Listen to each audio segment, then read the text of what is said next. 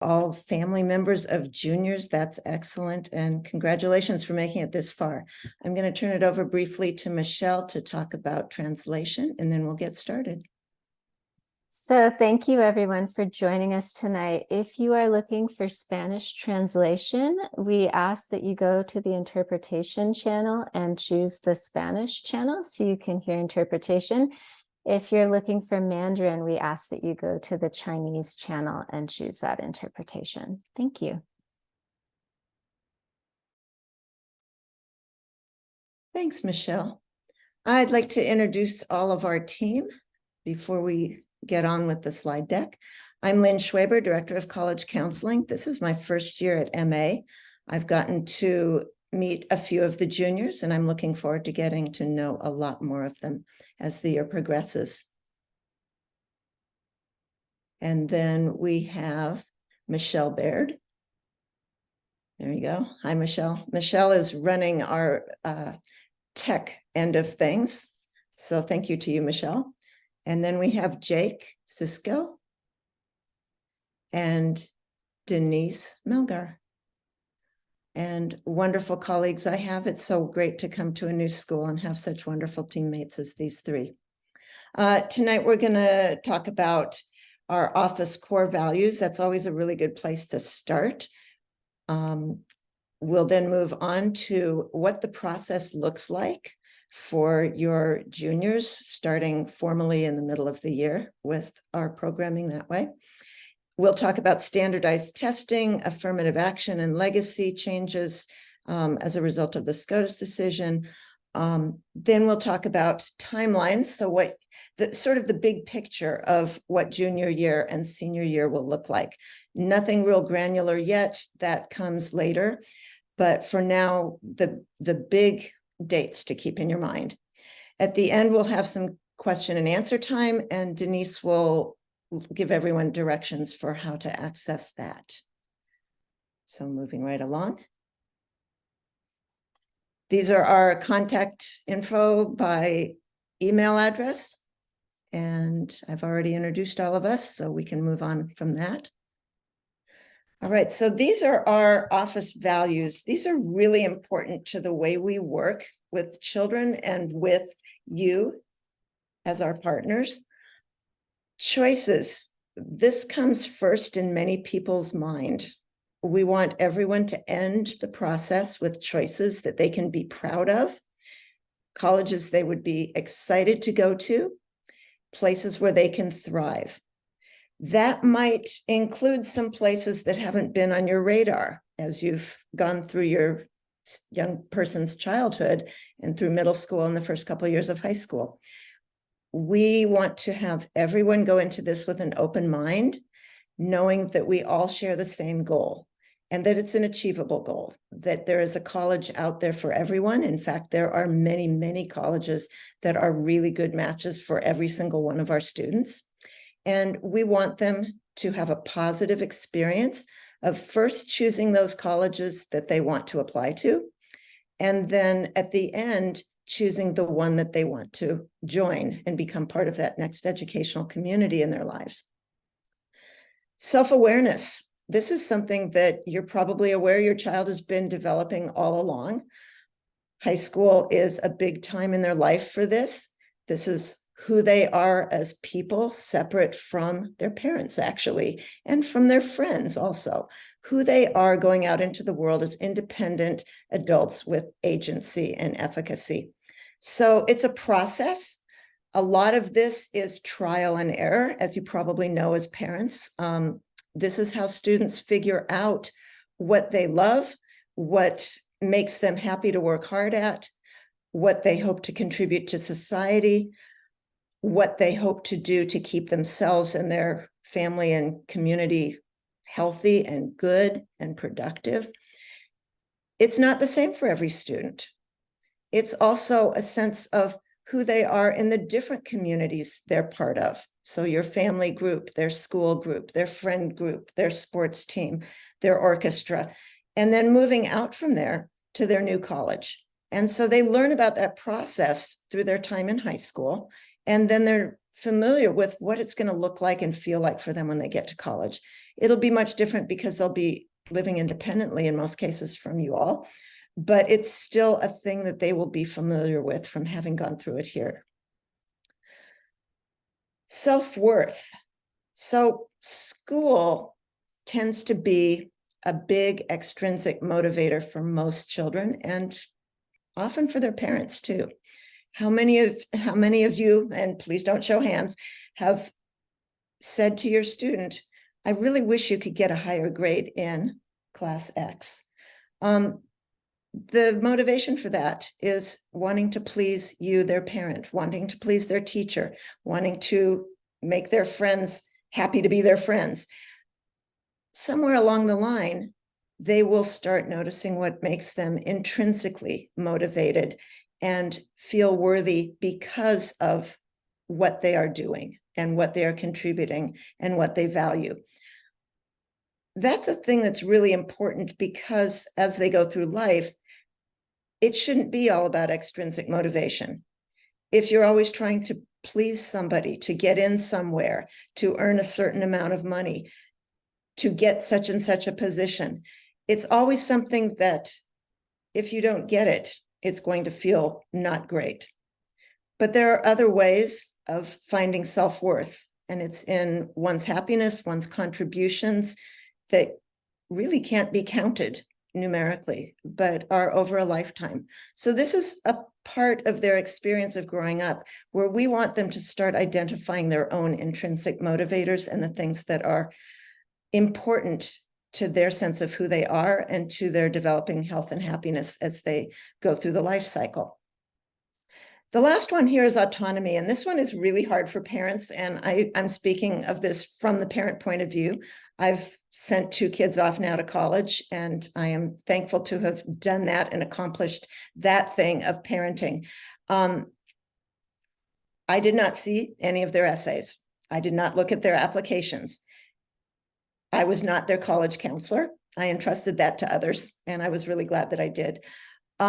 We want each student to begin taking ownership of this process as soon as they are capable of doing so.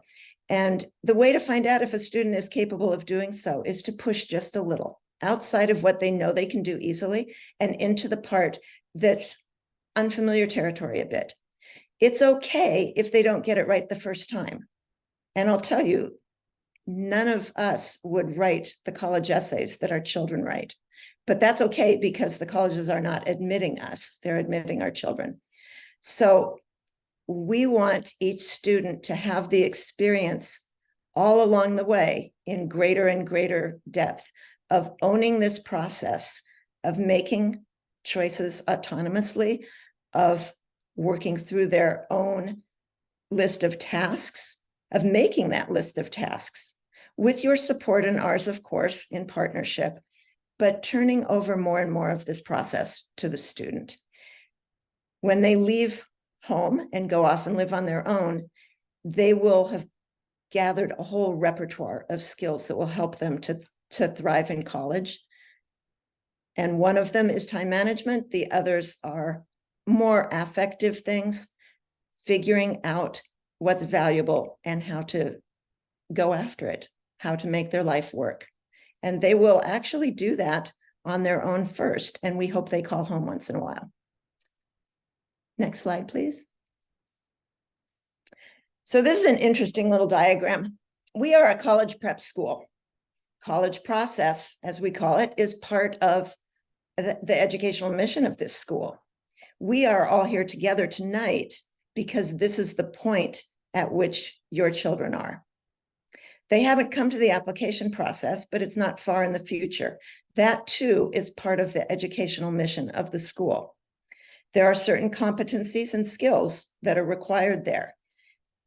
By being in touch with their college counselor, by going to the programming for juniors and then for seniors, we will help them identify and perfect the skills required to have a good college process, one in which they are affirming their own self-worth, figuring out what their values are, making choices about which colleges to apply to and which they're going to let go.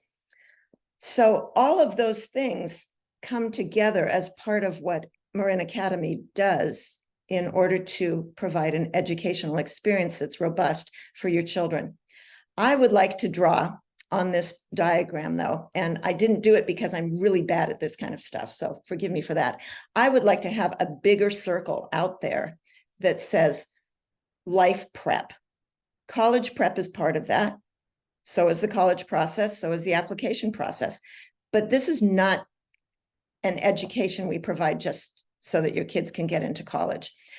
When I got here, I heard people talking about MA being the most relevant educational option in the area. And I'm fascinated by what that means. Relevant to what? To getting into college? Not as the only thing. Relevant to getting a job? Not as the only thing. Relevant to life itself, which is all the parts of who we are. Knowing how to learn something new, knowing how to use what we've learned in a different environment or a different context, being creative thinkers, having intellectual flexibility, being able to express ourselves well. So all of it's part of this, and we see ourselves as part of the educational mission of the school, even though we are not teaching them in the classes of the various core subjects. This is another part of life, and we're looking forward to partnering with you and getting to know your children and guiding them through it. Next slide, please. So, as you probably know from several other contexts, there's grown-up language that's honest and precise. And so we want to use honest and precise language when we talk about colleges with students and with their families. I was really surprised at our senior family college night a couple of weeks ago when Travis said to me, you know what? I'm going to call these colleges exactly what they are, highly rejective. And she was, of course, speaking of the Ivy Plus colleges. And I just was so thrilled that I had a head of school to work with who is honest about that sort of thing. College counselors for a long time have been nicknaming Harvard, Yale, Princeton, et cetera, as highly rejective rather than highly selective. If we call them what they are, it takes a load off of our students, because if a college is rejecting, okay, or denying or not admitting 96% of its applicants, it is not about the student. That is not a good peg to hang the hat of self-worth on. So I just wanted to share some percentages with you here. For the high school class of 2023, so just starting college right now, Harvard admitted 3.4% of its applicants. Yale admitted 4.4%. I suppose they're trying to compete with each other to get Yale down a little lower. Good grief. Princeton was not going to trumpet their numbers around very loudly, and so they're hard to find, and the best guess is about 4%. Stanford the same, about 3.6%. Those numbers are scary, but only if that's the only college that a student thinks that they can thrive in, and that simply isn't true. People talk about a good college, and they sometimes use air quotes. What does that mean? You know, what's the best taco? It depends on what you're looking for. What's the best burger? It depends on what you like on your burger. What's the best college? It's about the student. What's the best college? What's a good college for that student? It's about what they're looking for, what their fit entails, financial fit, geography, climate, the right major, a whole slew of interesting majors if they haven't decided which one. All of these things are things we take into account with students as we build their list. And for parents, it's really important to understand that the landscape of college admissions has changed dramatically. So for example, I attended one of those schools, and whenever I get together with my friends, we always talk about which is the one person in a room full of 30 who still would get in there today. None of us would get in there today, we think. Okay. So what may have been 40 years ago or 30 years ago, even the last 10 years, a place that wasn't on your radar as a good college, a place where one of your children could thrive, that's changed. One of the reasons that's so is because when Princeton, Harvard, Yale, Stanford, et cetera, graduate PhDs, there aren't enough jobs for them in places like that. They still want to work in the field. They still want to be teaching undergraduates, and they end up at places where they are contributing to the education of our young people and doing their research, and they are having great impact on those places. I'm thinking of liberal arts colleges. I'm thinking of state publics. I'm thinking of a whole host of places that maybe are not on your radar yet, but I hope they will be, and that you will look at where their faculty comes from. Those places can be great matches for your students. Frank Bruni wrote a book, Where You Go Is Not Who You'll Be. What matters most is what the student does while they're in college. And thinking as someone who works and learns every day with the MA community, that means to me that your student is going to be learning and applying the knowledge, the skills, the competencies that they pick up in college in authentic, so real world and challenging contexts. A challenging context is one that you haven't encountered before. There's no example in the math book for how to do that thing. There's no case study in the business curriculum for that very thing. Students are going to be called upon, if they're going to be successful after college, to have intellectual flexibility, imaginative curiosity, compelling expression, and the other two also, I didn't mean to just privilege those, but of the MA competencies. People who can't be intellectually flexible are not going to be very much use to anyone in the 21st century. So what your task is, and your child's task in partnership with us, is to identify a group of places where your child will thrive and grow and have an authentic and interesting and challenging educational experience before they head out into the adult world for real. And we look forward to working with you through that. Next slide, please. Thanks, Lynn. And thank you all for being here with us tonight.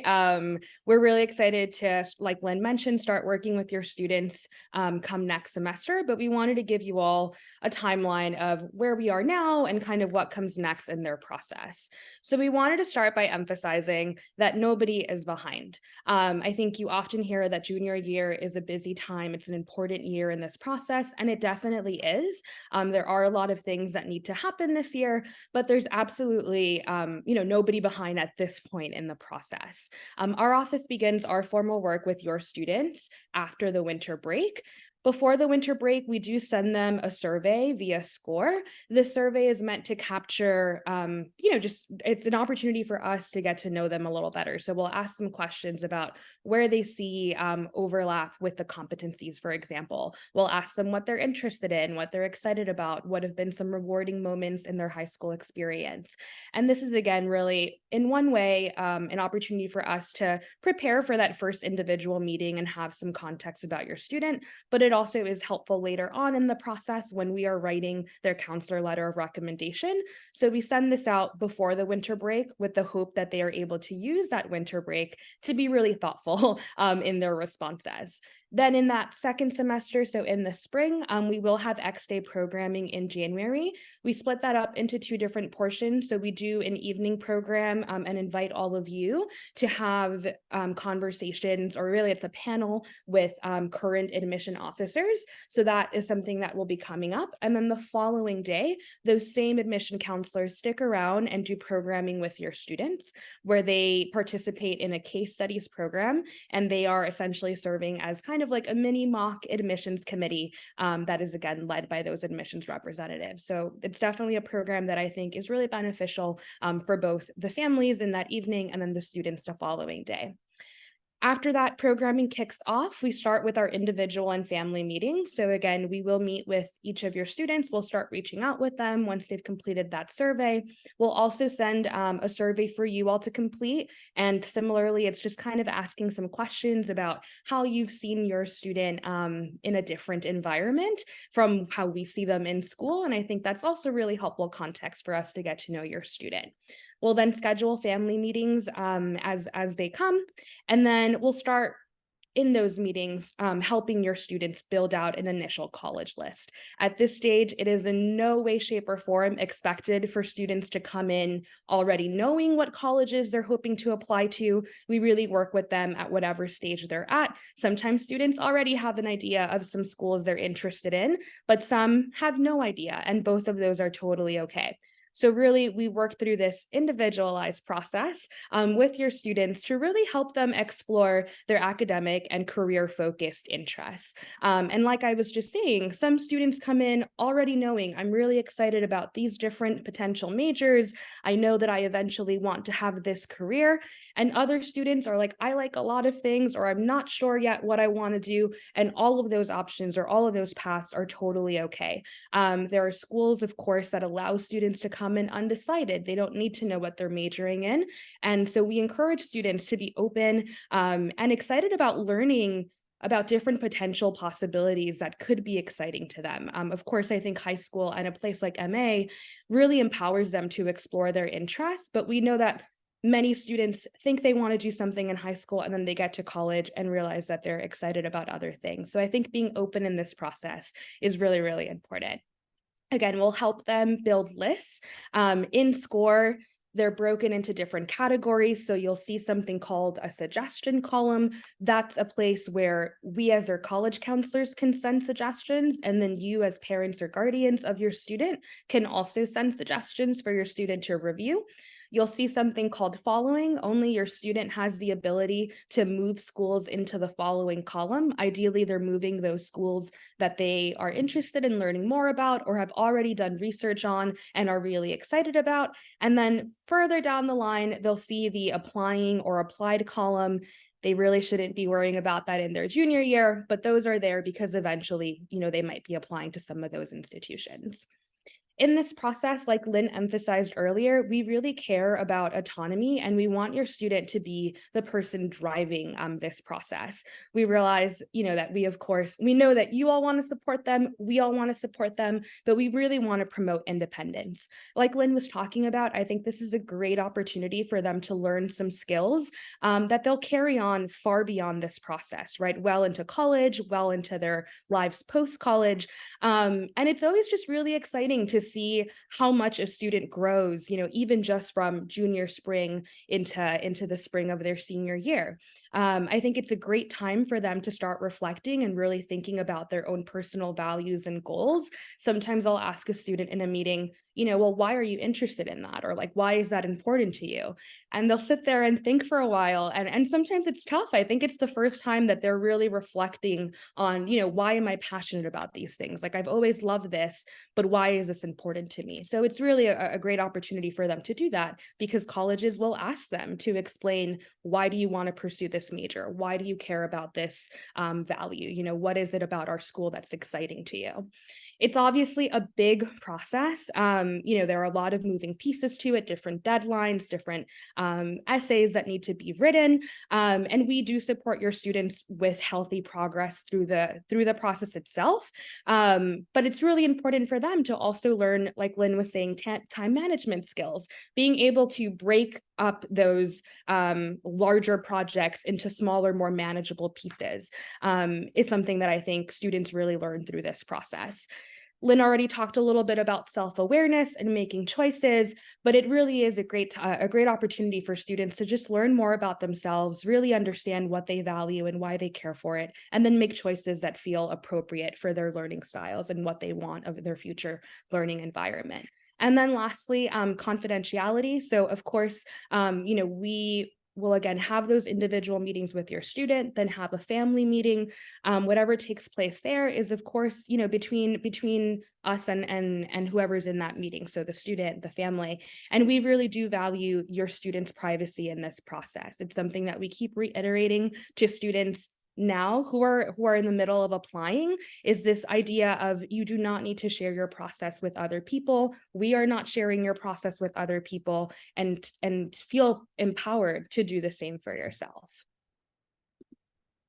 So what will your child do in this process? Some of these words on the slide may seem a little familiar. So think, question, create, and an environment of encouragement and compassion. We really do think, again, that this process will empower your student to really live up to the MA mission of thinking, questioning, creating in this environment, again, full of compassion and encouragement. But as the adults in their lives, it's on us, right, to kind of help them build that environment that feels encouraging, that feels supportive, that we're really demonstrating empathy to them throughout that process. So like I was just saying, I think that idea of privacy, Lynn alluded earlier to expectations, right? And it's really important, I think, to remember that students are always, your students are always listening to what you're saying. Sometimes, maybe they'll mention a college that you've never heard of. I think it's great, and it's a great opportunity for you to say, like, oh, that's really cool that you've heard of this school. Can you tell me more about it, right? As opposed to saying something like, well, I've never heard of that school, and shutting that down. I think managing, expectations, because like Lynn was just saying, so many schools have become so rejective, that it's just important for students to be able to tie themselves and their self-worth to something beyond just what colleges do or don't accept them. And then what should juniors be doing now? So again, our work will kick off with them in the next semester, but junior year is a time for them to be working hard in all their classes, to be engaging in the activities and communities that they're a part of, to be spending time with friends, practicing good self-care. It's also a time to be building good relationships with their teachers. In that spring semester, toward the second half of it, we'll ask students to request letters of recommendations from their teachers. And our usual recommendation is that they are requesting those letters from junior year teachers. Those are, of course, the teachers that will know them best, or at least most recently, when they're submitting their applications, especially because in 12th grade, depending on when they apply, they maybe have just met those teachers that are teaching their senior year courses. So junior year teachers really are the people to be building good relationships with, for themselves, but also for those letters of recommendations. And then we also encourage students to attend college rep visits in the fall. So those are happening right now. Juniors and seniors are invited to register for those in SCORE. Your student, if they have access to their SCORE account, which they all should now, and if they don't, please have them come talk to their counselor. In their student SCORE account, they can see all of the reps, or all of the college reps that are visiting MA over the next couple of weeks. We have about 2, 3, sometimes 4 visits in an afternoon after school. So if your student is excited about a school, or is just curious to learn more about them, this is a great way to do that without having to make a campus visit.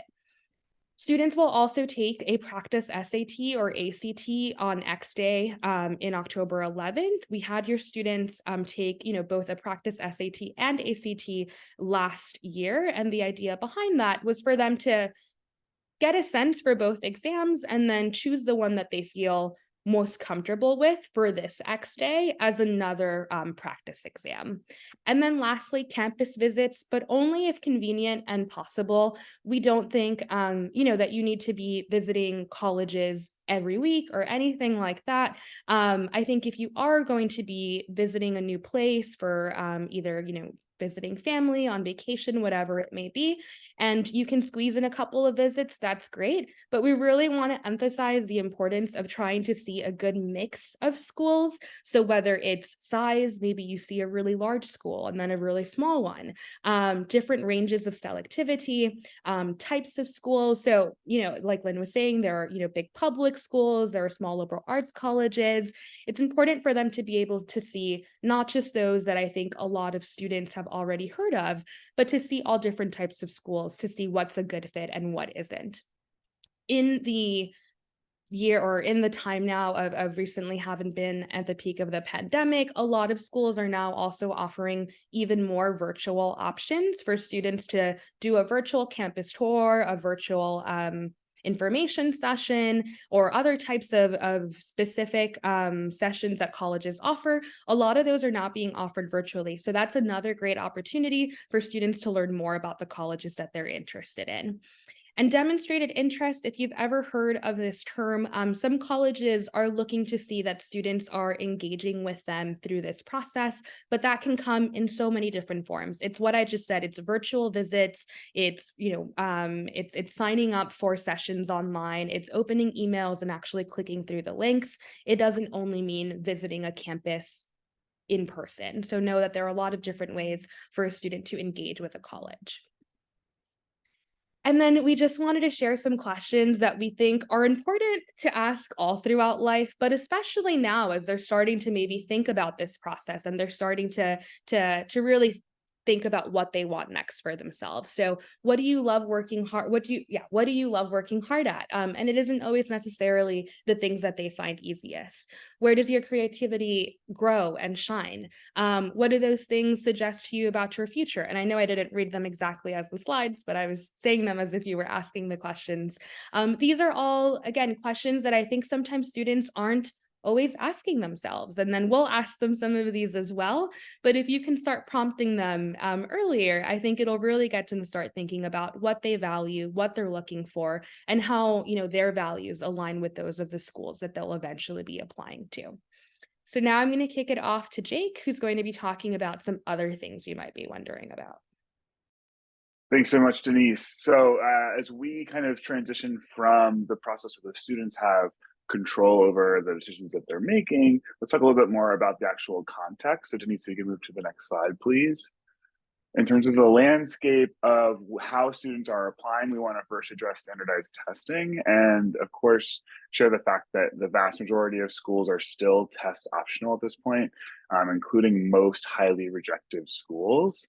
There are a small handful that do require testing, and we will be in communication with students. If they do tend to show interest in those institutions, we will let them know that a school like Georgetown or MIT or Georgia Tech, for example, would require official score reports to be sent. But the great news is the vast majority of schools have stayed test optional, and they continue to update us on those policies and how long those policies will last. So we expect to see another wave of announcements next spring.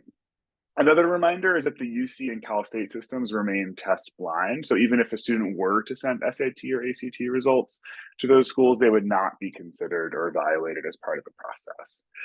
That being said, we do get questions from families sometimes about if there are so many schools that are test optional, then why bother testing at all? And that's because there are schools that do require testing, but also because a student can really buoy their chances if they have maybe a softer GPA, but a really strong test score. That can actually help them in the process by showing, you know what, some of these grades are anomalies, and actually I want to show off my upward trend and how I've gotten stronger as I move forward in high school. And so being able to have those test scores as an option, whether it's an official score that they're expected to send or a score that they want to send to show off strength, we want to make sure that they have those options and those choices moving forward in the process. And last but not least, another reminder is that there is no preference for the ACT versus the SAT. I know a lot of times people think, oh, well, schools will prefer this test over the other. And the fact is it's just not the case. They are more regionally based tests. So the Midwest overwhelmingly decides to take the ACT, but that doesn't mean that any test is preferred or expected over the other. We do have a link here for you to be able to peruse. Compass, who is a local and actually I believe national testing prep agency, does have a link where they keep track of a list of all the universities that have announced their testing policies so far. So Denise, we can move to the next slide. We wanted to have a reminder about PSAT or national merit scholarships because the PSAT is so closely tied to national merit. We want to remind everyone again, or at least maybe announce to everyone if they haven't heard before, the PSAT is not the only entry path to being considered for national merit. We can actually submit SAT scores in place of the PSAT, and we can provide guidance on that for students in early October once that information is available. Again, national merit status is not a factor in highly rejected college admissions. I can say personally and professionally from my experiences that national merit was so common in the pool that it wasn't considered as a plus or a variable even in considerations for students' applications.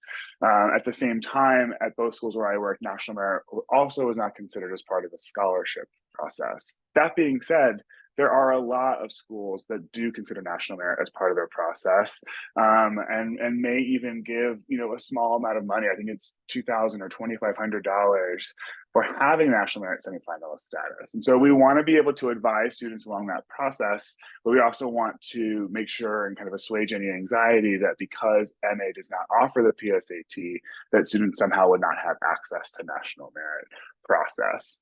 If anyone has questions, they can always refer to our office and we can kind of discuss the national merit process in more detail. If we can move to the next slide. We also want to give updates on the digital process for testing. There have been a lot of questions about that this fall, especially from junior families about how would a student or when would a student gain access to digital testing. The ACT is still on paper, but has plans to be digital by next year in terms of increasing their access. Right now, they're still in the pilot stages of the process, but by next year, they hope to make that more widespread. They have not announced any plans, as far as I know, to be fully digital by any expected specific date. The SAT will be digital only, on the other hand, by next March. And so we've listed the dates here for the last pencil and paper SATs available through the year.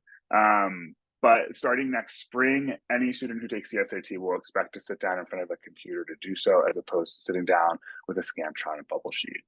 The new SAT that is going to be digitally based is adaptive. Essentially, as far as I know, from my experiences taking the GRE, it was a similar test. As you answered questions, it would literally change the next question you saw based on how you answered and which ones you got correct. So it's still going to be in a 1,600-point scale, though, and they will equate in terms of the scores that the students are receiving. So it doesn't change the achievement of high 1,500, 1,600 score because it is on the same scale compared to the paper and pencil option. And then if you would like to practice, I know some students have been asking about how could I practice the digital. Here are some full-length practice test resources. I definitely recommend Khan Academy. They're a fantastic resource for free tutoring and help students prepare for tests like the SAT online. And then there's, again, another link for you with information from the College Board themselves, who, of course, host and give out the SAT itself every year. We can move to the next slide, Denise. So a lot of questions have been coming up after the summer SCOTUS decision about affirmative action and essentially what will change in the process. And as the slide says, that's a really great question, but no one really knows. There have not been any tests to the affirmative action policies handed down by the Supreme Court. And so we're not sure what the parameters and or boundaries look like at this point in the process. What we do think is true is that students can continue to discuss their identity in essays, and that our letters of recommendation can continue to discuss any obstacles or experiences that tie to that student's identity in the process. So they're not silenced or muffled in this process when it comes to discussing any formative experiences or central identities for them as human beings, but there will be fewer questions about demographics and such in the actual application.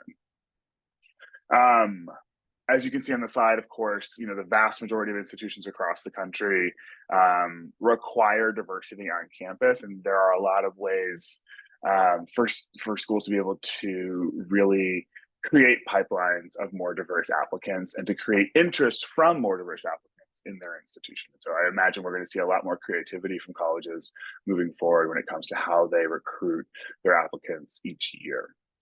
If we can move to the next slide, Denise. I believe this is the last one, is about legacy status for my section, at least. And this is something that is an ongoing conversation, but I believe many of you have seen that as soon as the affirmative action case was decided for Harvard and UNC.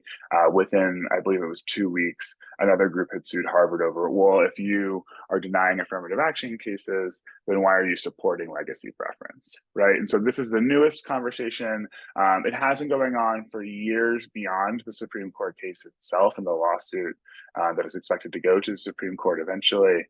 There are schools listed here, including locals like Pomona and Caltech, Publics, who have long gone away with legacy preferences. There are some that have only in the last few weeks announced publicly, like Wesleyan, Carleton, that they are dropping legacy preferences as well. It's an ongoing conversation, so I would expect more announcements in the next few months and even the years to come as schools continue to wrestle with how they're creating their student bodies and how they're shaping their incoming classes each year. But for now, these are the updates that we can share when it comes to testing, affirmative action, and legacy status. I believe I'm going to pass it off to Michelle to wrap us up. Thank you so much, Jake. And you've been all sitting and listening, and we will have a Q&A session after this, so you can ask us plenty of questions. And you're probably wondering, wow, this is a wealth of information. How do we put this all together? And what does this actually look like in process? So we wanted to sort of wrap things up by looking a little bit at what this process is looking like for your students this year and next year. So first off, we're going to look at our timeline for junior year. And Denise has been talking about this. Lynn has been talking about this. Jake has been alluding to it. But it's just good to lay it out one more time. So in the fall, rep visits are what your students should be engaged in. If you sit down with them and log into their SCORE account together, you can actually pull up and look at all of the rep visits. And maybe this is a good time to have a discussion about what sorts of colleges your student could be looking at. And in particular, what different sorts of colleges, different types of colleges, right? That diversity of colleges that Denise was looking at, that your student could actually access. Lynn is also going to be sending out an email newsletter to all of you every 2 weeks, which you've just started to get, which is also going to list all of those visits that are happening in the next 2 weeks. So that is there for you. And we just encourage all the juniors to come to any of the rep visits that they're interested in. It's a great way to learn a little bit more about the school, a whole bunch of different schools easily. October 11th, which is our Fall X Day, we will be in touch in the next couple of weeks and actually coordinating with, does your student want to choose to take the practice ACT or the practice ACT? We'll be working on all those details, but just know that that is coming, and they're going to sit down and take one final practice SAT or ACT before they actually register to take the actual exams themselves. The next night, actually, on October 12th, we're going to be having another evening presentation. This is about paying for college night, institutional funding. So we're going to be looking at things like financial aid, merit scholarships, work study, a whole bunch of different ways that you can fund a college education. So we highly encourage everyone who's able to come and join us for that. And then, of course, those questionnaires that Denise mentioned will be coming out right before winter break, which gives everyone an opportunity over the long winter break to really start filling out a lot of information that helps connect them with their new counselor. Well, not new, but in terms of like new for starting the process, right? So we really know their background and feel connected. And also there's a wealth of material for us when we're writing their counselor letters. In the spring, so as soon as they come back from winter break, the process starts. Like we have finished with most of our attention with the seniors, and everything starts to shift to the juniors at that point.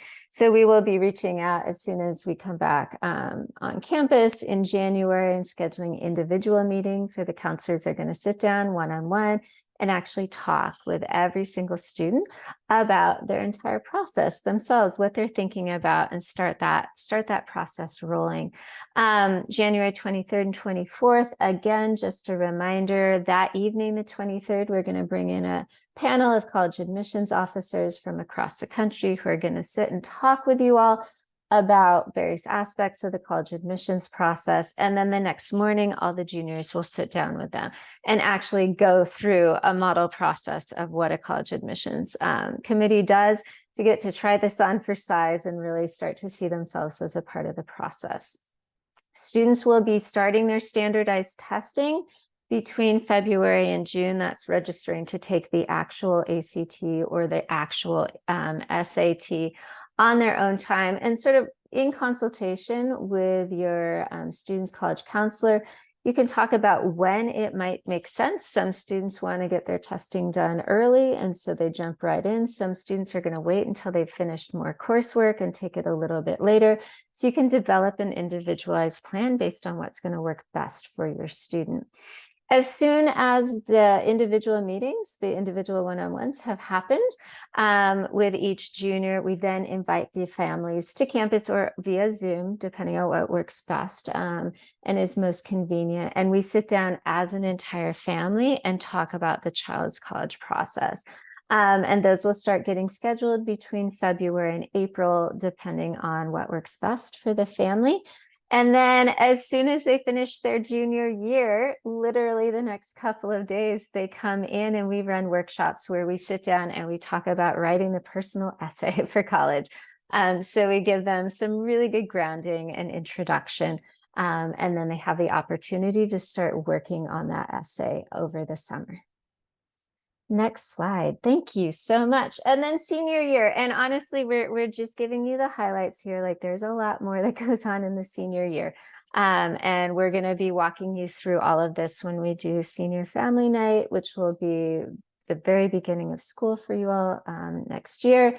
But just so you know, as a broad outline, early application deadlines. So if a student is interested in applying early action or early decision, those can start as early as October 15th and generally run through November 15th. And those very much vary based on the school. So each student may have an individualized set of due dates in terms of early and what they would like to do with early applications. On November 30th, that is the deadline. So all University of California and California State Universities applications are due on the 30th. And obviously we want to get those in slightly before then, just to make sure there are no technical glitches. December through February is when regular deadline applications are for colleges and universities. This very much varies on this by the school, but students should be very much ready with all of their application materials. And it's just a matter of sort of putting everything together and sending to individual schools. By April 1st, admissions decisions are released to students so they know what is their future looks like, right? And in terms of what those choices are, and we want all of our students to have a number of different things that they can look at. So this is actually a choice that they have. That's why the list building is so important. And then of course, May 1st is that final deadline when enrollment and housing deposits are actually due. So that's a very brief overview of the senior year, but just to give you a sense of what that's going to look like.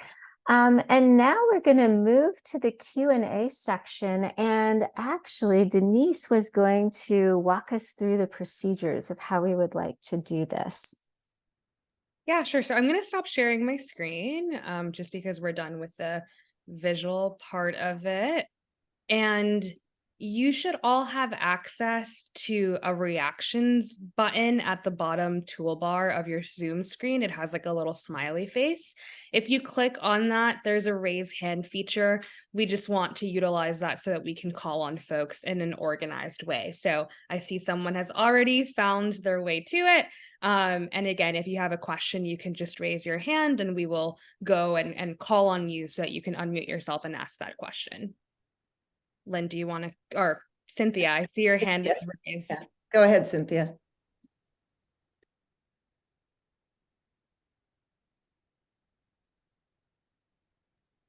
And you would have to unmute yourself to ask the question. Hi, yeah, no, it wasn't letting me. Thank you. I was wondering about afternoon that can't miss sports to go to the college meeting.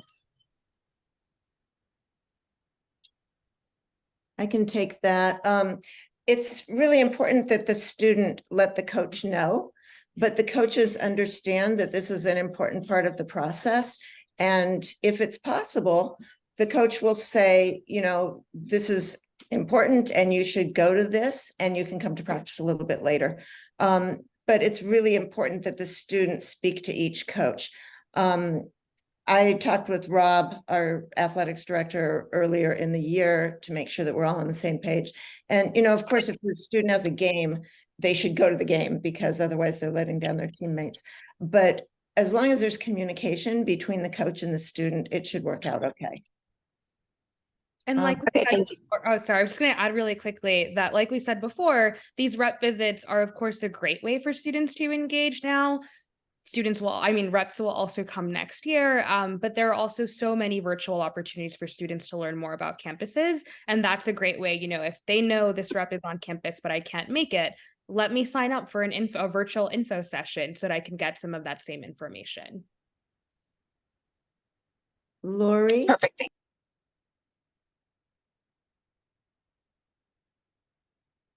You need to unmute, Lori. Sorry. That's okay. I'm not the only one who does that then. I was curious on the days that you do have the admission reps on campus and they're interested in more than one school and they're at the same time, is there a way maybe that the admissions rep could stay for an additional 5-10 minutes and they go from one to the other just to shake hands and show they're interested? Or will you be able to manage that once you have interest from the kids, and can they be moved around? Is there any flexibility? Actually, I'm totally okay taking this question. That's a really good question because yes, we do have a lot of reps visiting simultaneously. And so it is possible for a student to say, go to half of one rep visit and then go about halfway through transition to the second rep visit. That is totally fine. And the reps are very comfortable with that.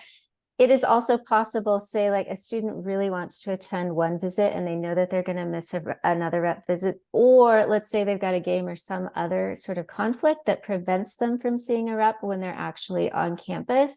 That student can reach out to us and we can give them the email contact for the rep and they can just email them and explain, I wasn't able to come, but I am still very interested. And if they can come up with a question that's sort of like relevant and interesting and sort of allows them to connect with that rep, that can be a really good way for them to make that connection. We can't really ask reps to stay later because reps go to like 4 or 5 campuses in a particular day. So their schedules are very, very tight, but we can put students in contact with reps.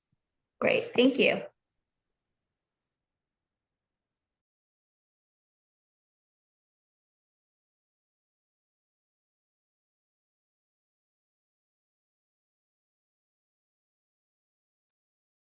Other questions?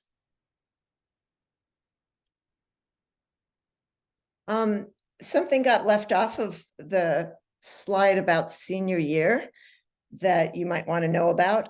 We have Common App workshops.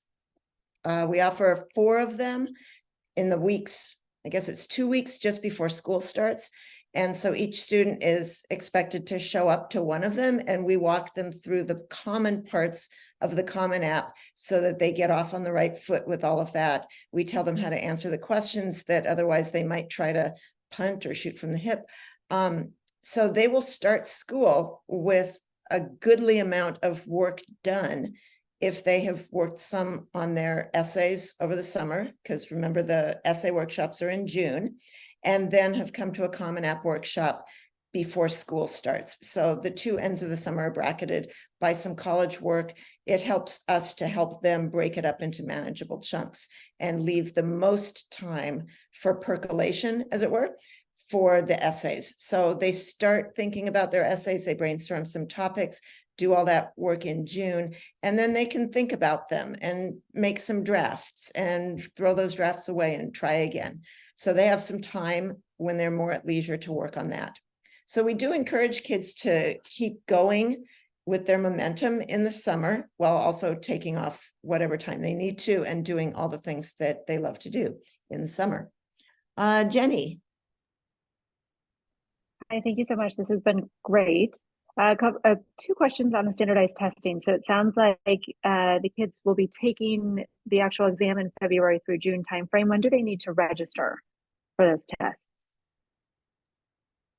I would register soon because the spots are taken very quickly. So I would say like probably hopefully by the end of the month you can snag at least one exam ticket, so to speak, for the spring, if not both. But I would definitely do that soon because sometimes students are complaining about having to drive, a relatively far amount to get to the options that have seats available. So I would just prioritize the registration process as soon as possible. Great. Thank you very much. Sure.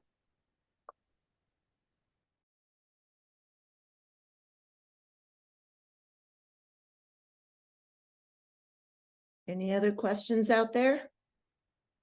We have a couple more minutes. Dawn?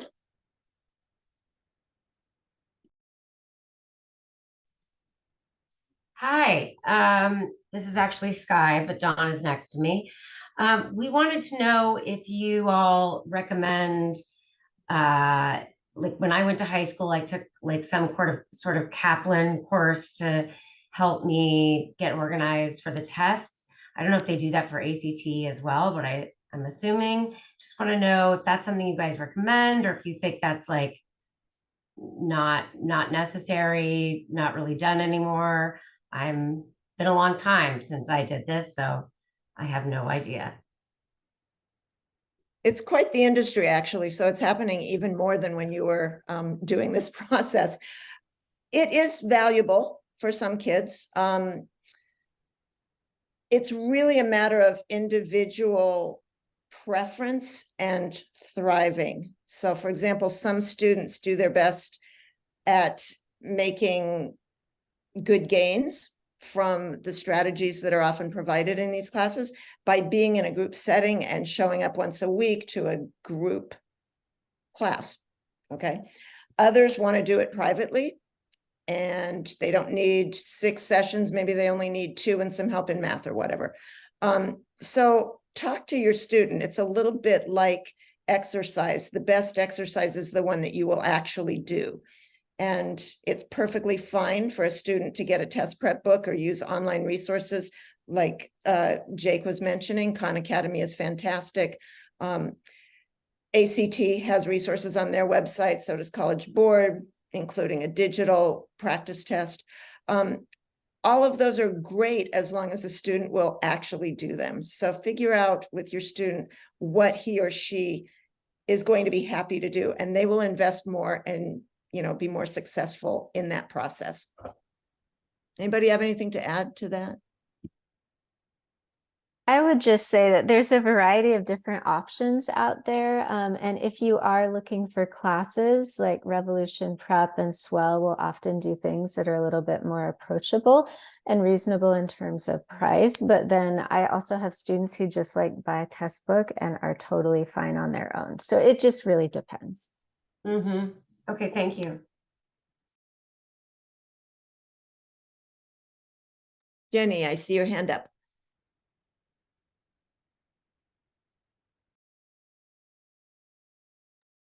Okay, there, can you hear me now? Okay, perfect.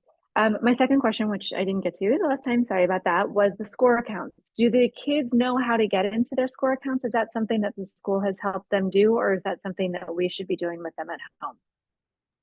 Yeah, so they should have received emails. We registered them when they were assigned their counselor, essentially. So sometime last semester, I believe, is when they should have received an email from SCORE. It is possible that if they did not click on the link then, that they are not officially registered. So if your student is having any issues, just have them connect with their counselor and we can help them log into their account. But at this point, they do all have accounts. Some of them just maybe have not logged in before. Okay, and the kids know who their counselors are? Yes. Okay. And Great, if thank you you. have any questions about who your child's counselor is, just let us know. We can help you. Yeah. Thank you. And we're also all located in the same area of Founders on the 2nd floor. So if your student does not know who their counselor is, they can just come to that kind of middle section next to the registrar's office, and we're all in that same little hub, like bubble, and we're happy to help your student. So we're about out of time. We want to be respectful of your evening plans. And thank you all so much for coming. If you have additional questions, you're welcome to reach out to your child's college counselor, and we'd be happy to help you. We look forward to partnering with you in the future and working with your child. It's always exciting to get started with a new group of juniors in January. So we're looking forward to it. Good night, and thanks for joining us.